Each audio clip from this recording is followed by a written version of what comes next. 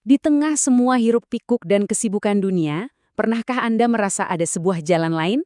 Sebuah jalan yang lebih sunyi, yang ditempuh bukan untuk mendapatkan sesuatu di luar, tapi untuk menemukan kebenaran di dalam?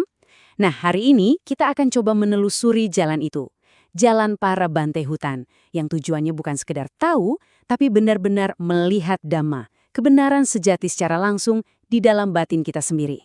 Kita mulai dari prinsip yang paling dasar. Latihan itu lebih penting dari pengetahuan. Gini deh, bayangin pengetahuan dari buku itu seperti peta. Peta itu sangat berguna, tentu saja, tapi peta bukanlah perjalanannya kan? Anda bisa hafal setiap detail peta dunia, setiap nama kota, setiap lekuk sungai. Tapi itu nggak akan pernah membawa Anda kemana-mana. Latihan, itulah saat kita benar-benar melangkahkan kaki, mengalami sendiri jalannya yang terjal, sungainya yang deras. Itulah satu-satunya cara untuk sampai ke tujuan. Oke, kalau begitu, muncul pertanyaan besar. Kenapa ada orang yang mau memilih jalan sunyi ini? Di saat dunia rame-rame mengejar ini dan itu, kenapa ada yang justru memilih untuk melepaskan semuanya? Jawabannya, ternyata bukan karena benci sama dunia, sama sekali bukan. Tapi karena pemahaman yang sangat mendalam tentang apa yang sebenarnya mereka cari, yang ternyata nggak ada di luar sana. Jadi, kenapa harus sederhana? Nah, banyak banget yang salah sangka di sini. Mengira kalau hidup sederhana itu semacam menyiksa diri atau anti terhadap kenikmatan. Padahal, itu keliru total. Kesederhanaan dalam jalan ini adalah sebuah strategi. Ya, sebuah pilihan yang sangat sadar dengan tujuan yang luar biasa praktis dan dalam. Ini dia kuncinya. Hidup sederhana itu bukan tujuan akhirnya, melainkan sebuah alat. Coba bayangkan seorang pemahat patung yang andal. Dia butuh pahat yang paling tajam, yang paling presisi untuk bisa menciptakan karya agungnya. Nah, kesederhanaan itu adalah pahatnya. Alat yang kita pakai buat mengikis semua hal yang nggak perlu, semua hiasan yang menutupi, supaya kita bisa melihat esensi sejati dari batin kita dengan jernih. Lalu, gimana cara kerja alat ini? Gampangannya gini, dengan kita memangkas kerumitan di luar, lebih sedikit barang, lebih sedikit urusan, lebih sedikit drama, kita secara efektif meredam kebisingan dari dunia luar. Dan hanya saat noise itu reda, barulah kita bisa mulai mendengar bisikan-bisikan dari dalam batin kita. Kesederhanaan itu menciptakan keheningan, dan di dalam keheningan itulah batin kita yang sejati mulai menampakkan wujudnya. Tentu saja, kesederhanaan gak bekerja sendirian. Dia punya pasangan yang gak bisa dipisahkan, disiplin. Mungkin saat dengar kata disiplin, yang kebayang itu sesuatu yang kaku, memaksa, gak enak. Tapi di jalan ini maknanya jauh-jauh berbeda. Yuk kita bongkar pemahaman yang salah kaprah ini. Coba bayangkan, batin Anda itu seperti sebuah taman yang indah yang sedang Anda rawat dengan sepenuh hati. Nah, disiplin itu adalah pagarnya. Pagar ini bukan penjara ya, tapi pelindung. Pelindung dari hewan liar yang bisa merusak, godaan dari luar, atau bahkan bisikan keraguan dari dalam diri sendiri. Tanpa pagar ini, taman Anda akan selalu diobrak-abrik. Usaha Anda bakal sia-sia. Jadi disiplin itu menciptakan sebuah ruang aman agar kita bisa berkultivasi dengan tenang. Dengan alat kesederhanaan dan pagar disiplin, kita siap memulai pekerjaan yang sesungguhnya. Banyak yang ngira, inilah saatnya kedamaian itu datang. Tapi kenyataannya, justru sebaliknya. Saat kita pertama kali benar-benar berani melihat ke dalam, yang kita temukan bukanlah taman bunga yang tenang, melainkan badai. Inilah kebenaran yang seringkali bikin kaget. Batin kita yang selama ini terbiasa lari keluar, mencari hiburan, mencari distraksi, akan memberontak saat kita memintanya untuk diam. Semua yang selama ini kita pendam, marah, sedih, takut, semuanya akan meluap ke permukaan. Tapi, jangan takut. Rasa nggak nyaman ini bukanlah tanda kegagalan. Justru sebaliknya, ini tanda bahwa Anda akhirnya mulai melihat dengan jujur. Coba kenali bentuk-bentuk perlawanannya. Pernah nggak Anda merasa takut dengan apa yang mungkin muncul dari dalam diri? Atau tiba-tiba keinginan lama yang sudah Anda coba tinggalkan berteriak minta dipuaskan? Atau mungkin keraguan mulai merayap, membisikkan, ngapain sih begini, sia-sia aja? Ini semua wajar. Ini adalah perlawanan dari kebiasaan-kebiasaan lama yang nggak mau melepaskan cengkramannya. Ini bagian dari prosesnya. Jangan lari dari gejolak ini. Justru, peluklah ia. Anggap dia guru terbaik Anda. Rasa tidak puas itu seperti anak panah yang menunjuk tepat ke jantung kemelekatan kita. Kegelisahan itu seperti peta yang menunjukkan di mana letak belenggu kita yang tersembunyi. Daripada melawannya, coba dengarkan apa pesannya. Dia akan menuntun Anda ke tempat yang perlu disembuhkan. Oke, Setelah berhasil melewati badai yang pertama, jangan lengah dulu. Karena sekarang kita akan menghadapi musuh yang jauh lebih licik, lebih halus, dan lebih sulit dikenali.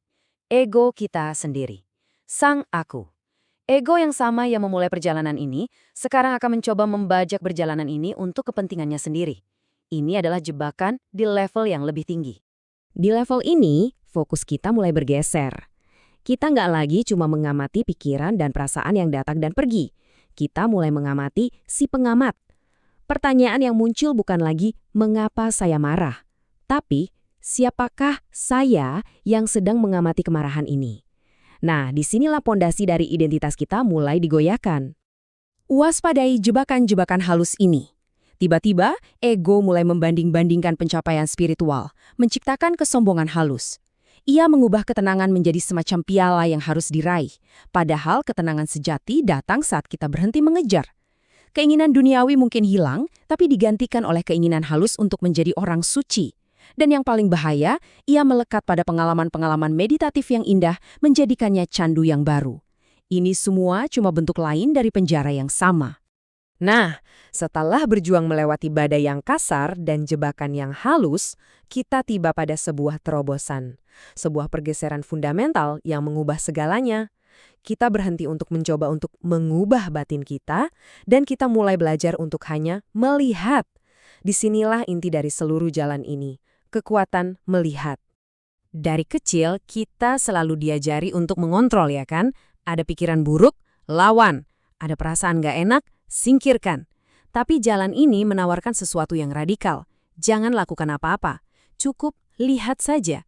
Lihat pikiran itu muncul, biarkan dia ada di sana, dan saksikan dia lenyap dengan sendirinya. Tanpa perlawanan, tanpa campur tangan sama sekali.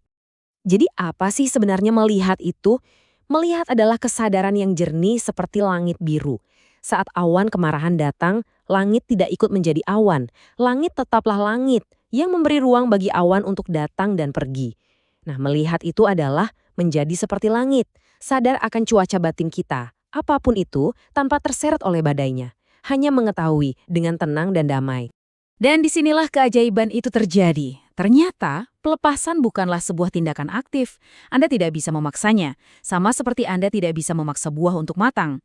Tapi ketika Anda terus-menerus melihat dengan jernih, Anda akan paham sifat sejati dari segala sesuatu. Dia datang, dia pergi, dia bukan milik Anda. Dan saat pemahaman itu matang, kemelekatan itu akan lepas dengan sendirinya, jatuh dengan lembut seperti buah yang matang dari dahannya. Saat kekuatan melihat ini telah berakar kuat di dalam diri, sebuah keajaiban lain terjadi. Pencarian tanpa henti yang telah menjadi mesin penggerak seluruh hidup kita, pencarian akan kebahagiaan, kedamaian, makna, perlahan-lahan mulai kehilangan tenaganya. Dan akhirnya pencarian itu berhenti. Anda akan menyadari sebuah kebenaran yang sangat sederhana tapi mengejutkan. Di saat ini, di sini dan sekarang, tidak ada yang kurang. Anda utuh, Anda lengkap. Tidak ada keadaan batin istimewa yang perlu dicapai atau ditambahkan. Ternyata, Anda sudah sampai di rumah.